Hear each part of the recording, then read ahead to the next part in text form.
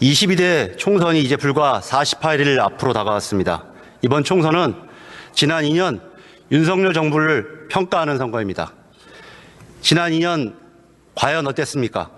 민생은 무너졌고 경제 성장률은 1%대였습니다. 1%대의 처참한 경제 성장률은 대한민국 역사 이래 1980년, 97년 IMF, 2009년 경제위기, 전 세계적 팬데믹 코로나 위기 단 4차례밖에 없었습니다. 윤석열 정부가 무능의 새 역사를 쓰고 있습니다. 윤석열 대통령이 국정 운영을 잘했다고 생각하면 국민의힘을 찍고 못했다, 견제해야 된다, 심판해야 된다고 생각하면 민주당에 힘을 실어주시기 바랍니다. 저는 오늘 제1야당 대표가 백주 대낮에 테러를 당하고 검찰이 정권의 전위부대로 나서며 윤석열식 하나의 카르텔의 사회를 장악하는 검찰공화국, 영부인이 뇌물수수에 연루되어 온 세계가 비웃고 있는 2024년에 대한민국의 민주주의를 짚어보고자 합니다. 우리 총리님 나와주십시오. 예, 총리님은 지금 우리 테러방지법상 국가테러대책위원회 위원장 맞으시죠? 네, 그렇습니다. 1월 2일 발생한 이재명 대표를 향한 충격적인 정치 테러 사건이 있었는데요. 총리가 알고 계시는 이 범행의 이 테러의 동기가 뭡니까? 정의를 말씀하시는 건가요? 아니요, 동기요. 범행의 동기. 그건 지금 뭐 수사를 하고 있으니까 수사를 하면은 밝혀지지 않을까. 수사는 끝났죠. 기소가 되었고 재판이 시작됐습니다. 동기가 뭡니까? 언론에 많이 보도됐습니다. 아니, 지금 재판 중에 있는 것이죠. 그러니까 수사 동기가 뭐냐고요? 아니, 제가 동기를 얘기할 그러한 위치에 있지 않습니다. 뉴스 안 보세요, 또 요새도? 신문 계속 안 보십니까? 네, 저 수사기관이 하고 재판기관이 하는 것을 팔로우업하기 위해서 그렇게 하고 있지는 않습니다. 제1야당 대표가 테러를 당했고 뉴스에 뭐라고 나왔습니까? 이 범인은 이재명 대표가 대통령이 되는 걸 막겠다, 이런 취지로 범행을 했다, 이렇게 공소장에도 기재가 되었고 여러 차례 방송과 뉴스에 나왔습니다. 계속 왜 총리님은 뉴스도 안 보고 방송도 안 보십니까? 그러면 우리 대통령도 이 사건을 정치 테러로 규정했고 검찰도 정치 테러로 보도 자료를 낸 바 있습니다. 이 사건은 정치 테러입니까? 아닙니까? 우리 테러방지법상에. 테러방지법상의 그 테러는 우리가 일반적으로 생각하는 테러와는 조금 다릅니다. 테러방지법에는 국가 등의 권한행사를 방해하거나 의무 없는 일을 하게 할 목적 또는 공중을 협박할 목적으로 살인, 상해 등의 행위, 이렇게 되어 있거든요. 그래서 저도 물론 저 이재명 대표님 그 사건에 대해서 정말 놀랬고, 그래서 정치인의 테러는 민주주의 근간을 흔드는 심각한 범죄 행위로서 절대 용납할 수 없다, 이렇게 제가 긴급 지시까지도 했습니다. 이때의 테러는 일반적인 의미의 테러이고, 지금 의원님께서 궁금해하시는 이것이 테러방지법에 의한 테러냐 하는 것은 지금 그 대테러 합동조사팀이 테러 여부를 판단하기 위해서 지금 그 검토를 하고 있다는 말씀을 드리겠습니다. 이거 1월 달에 행안위에서도 그렇게 답변하셨는데 아직도 결론 안 냈습니까? 아직. 총리가 위원장님이시잖아요. 이거 1월 달에 발생했고 1월 달에 행안위 질문에도 똑같이 답변했어요. 네. 근데 아직도 결론은 안 냈어요? 그러니까 지금 해외 사례, 사법부 결정 등등을 좀 총리님, 판단해서. 네. 이 법이 시행된 2016년 이후에 정치적인 동기를 가지고 야당 대표를 이렇게, 또는 주요 정치인을, 대한민국의 주요 지도자를 범행한 그런 테러가 또 있었습니까? 그러니까요. 일반적인 테러로서는 저희가 이해를 하지만 테러 방지법에서 얘기하는 테러인지는 그거는 판단을 하고 검토를 해봐야 됩니다. 아니, 이게 2달 정도에 관련된 정도로 이렇게 어려운 법리입니까? 아시는 것처럼 우리 헌법은 정당 제도를 보호하고 있고 이재명 대표는 제1야당의 대표입니다. 그렇기 때문에 여기서 말하는 국가의 이 범위 안에도 입법권을 행사하고 있는 국회의원이자 야당 대표를 당연히 이 정의 규정에도 포함할 수도 있고요. 또 공중을 위협할 목적이라는 저런 구성 요건에도 해당할 수 있다고 충분히 볼 수 있습니다. 우리 정부에서 왜 이 문제를 테러로 규정하는데 이렇게 주저하십니까? 전부 다 일반적인 의미의 테러라고 그래가지고 걱정했고 쇼크를 받았고 그런 일이 다시 생겨서는 안 된다 하는 그러한 입장을 명백히 했지 않습니까? 아니 테러 방지법상의 테러가 그러니까 지금 의원님은 2달이나 걸릴 정도로 이게 아니, 어려운 구성 요건을 가지고 있는 사건이냐 이거예요. 그러니까 의원님은 이거를 테러 방지법에 의한 테러냐고 물으시니까 예. 그거는 대테러 합동조사팀이 그렇게 해외 하고 사례 있어요?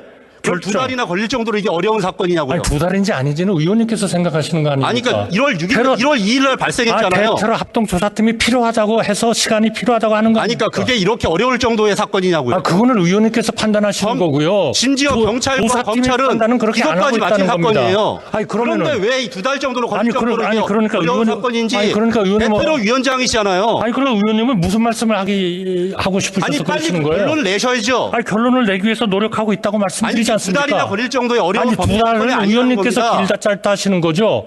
자, 조사팀들은 봅시다. 시간이 필요하다는 거 아니에요? 그러면 하나 더 묻겠습니다. 네. 이 현장에 국정원 직원이 나갔습니까? 안 나갔습니까? 국정원 직원은 안 나갔습니다. 안 나갔습니까? 네. 자, PPT 좀 넘겨주시죠.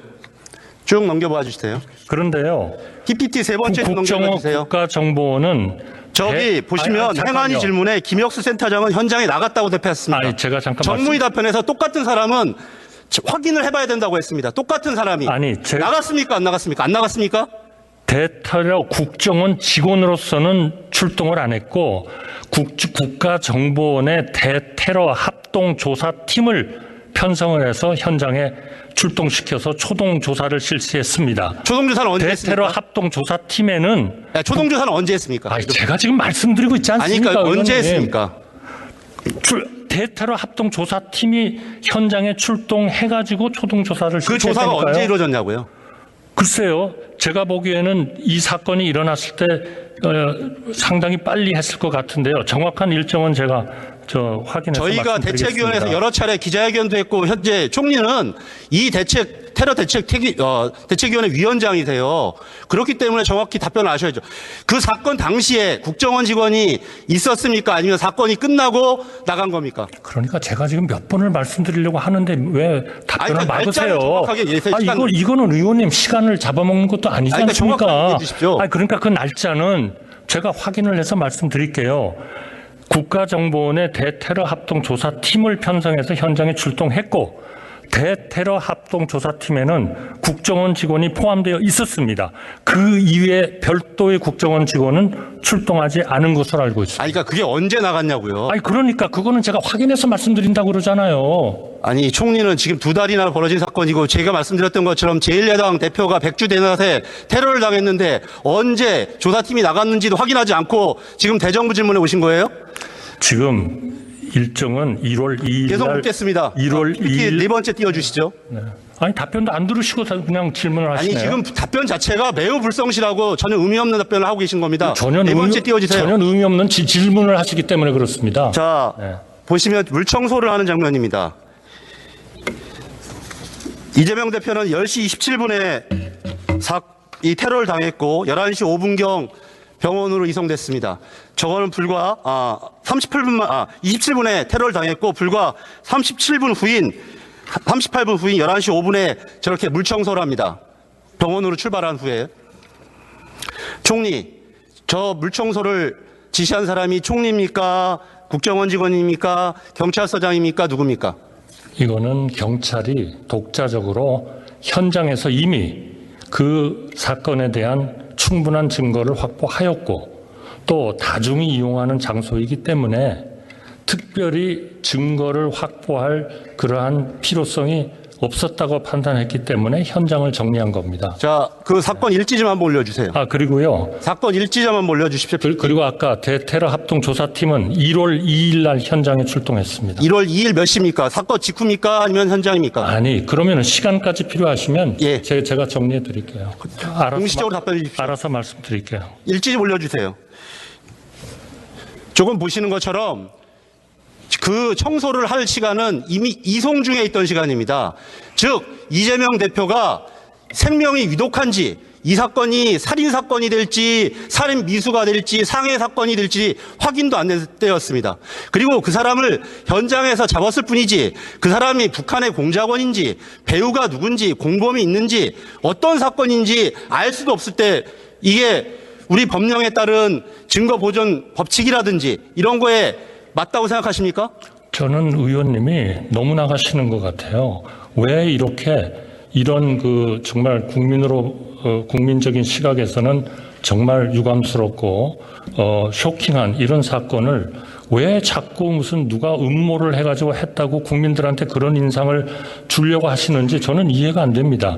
경찰이 아니, 총리 생각을 해보세요. 제가 답변할게요. 테러를 당했는데 아니, 병원을 가고 있는 앰뷸런스에 있고 이분이 죽을지 어떤 형태를 당할지도 모르는데 먼저 경찰들이 거길 청소합니까? 공범이 있었으면 어떡하고 이 사람이 만약에 북한의 공작원이었으면 어떡할 뻔했어요. 자, 그러니까요. 그 사람을 현장에서 잡았잖아요. 잡았으면 무조건 다 치우는 게 아니라고요. 아니 그러면 현장에서 자, PPT 보시죠. 현장에서 잡았으면 길가에 서가지고 취조합니까? 아니 그 사람은 데려가고 현장은 보존하는 게 저 PPT 보내주세요. 저게 경찰청의 범죄 수사의 규칙입니다. 현장에 도착도 안 했어요.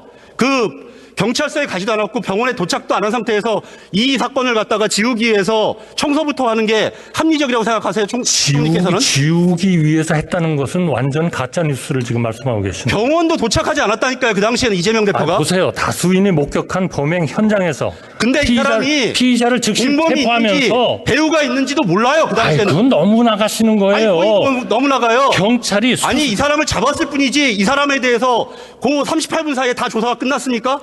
경찰이 얼마나 이런 수사적인 편의성 그리고 필요한 거를 판단해서 했겠습니까? 그러면 우리나라 지금 우리 법령 어겼기 때문에 고발도 했지만 만약 의원님 그러시면 아니 총리께서 생각하시기에 범인만 잡으면 거기 현장을 다 치우는 게 우리 규칙이에요? 아니라는 것을 다시 한번 확인시켜 드리고요. 경찰이 그렇게 판단을 하고 현장에서 그 부분은 저희들이 혈흔이 묻은 것하고 수건 등 피해자 범행 다 확보했고 이런 거 아닙니까? 그래서 사건 현장에 있던 경찰서장이 참모들과 협의해가지고 사건 현장에 다중이 이용하는 장소니까 혈흔 자국을 그대로 두기 곤란하다 판단해서 현장을 정리하기로 결정했습니다. 문제가 있으면 제기하세요. 경찰 규칙이 의원님, 보존해야 되는. 의원님 문제가 있으면 제기하세요.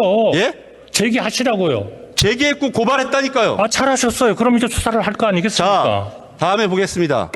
우리 박근혜 대통령이 야당 당시에 테러를 당하고 리포트 대사가 당했을 때 신원 공개는 언제 했는지 알고 계세요? 총리께서는? 저는 모르겠습니다. 말씀해 주시죠. 박근혜 대표 경우에는 다음 날에 범인 지중호의 이름을 공개했습니다. 리포트 대사 같은 경우는 당일에 범인 이름 김기종을 공개한 바 있습니다. 이 사건 신원을 공개했습니까? 관계기관에서 신상공개위원회에서 결정하는 거 아니겠습니까? 그거는 관련 법령, 수사, 재판 중인 사건의 증거물인 점을 감안해서 비공개했다. 지금 그렇게 발표를 했지 않습니까? 수단의 잔인성과 범죄의 중대성이 미흡해서 공개하지 않는다고 했는데 아시는 것처럼 제1야당 대표고 이 사람은 저 칼을 구입해서 거의 1년 가까이 저렇게 저 칼을 범죄 도구로 만들었고 심지어 10차례가 수십 차례에 걸쳐서 범행 준비를 했습니다. 수단의 잔혹성이라든지 사안의 중대성을 볼 때 명백히 공개해야 될 상황인데 이것도 공개하지 않았습니다. 저는 드릴 말씀이 없습니다. 그리고 이 사람이 변명론을 최근에도 재판 준비기일에 공개해달라고 했습니다. 자신의 마치 검찰 공소장을 보면 자신이 마치 경제적 능력이 없는 사람으로 자신을 평가하고 있다. 아니다. 이 변명문을 보면 명확한 자기의 범죄 동기가 드러날 것이다. 이렇게 원하고 있는데 선제적으로 변명문을 공개했어야 될 수사당국이 하지 않고 있습니다. 지금이라도 할 용이 없습니까? 수사당국이 아니고요. 신상공개위원들의 아니 변명문 말입니다. 이 사람이 남긴 8쪽짜리. 그거를 어떻게 하라고요? 공개할 용의가 없습니까? 아니 그거는 수사기관에서 어련히 알아서 하지 않겠습니까? 본인도 재판에서 원한다고 했습니다. 그러니까 의원님께서 의견이 있으시면 정당한 합법적인 절차를 밟아서 제기를 바로 하세요. 이렇기 때문에 이 사건을 은폐하고 축소하고 왜곡하려고 하는 의도를 아니 이송 중에 있는 사건의 현장을 치우고 본인도 원한다는 변명문을 공개하지 않고 그리고 비슷한 사건을 봤을 때도 신원을 다 공개했던 사건을 왜 이 사건에만 다 적용하지 않는지 그래서 국민들은 의심하고 있는 겁니다. 국민들은 달리 생각하시는 분들도 많습니다. 자.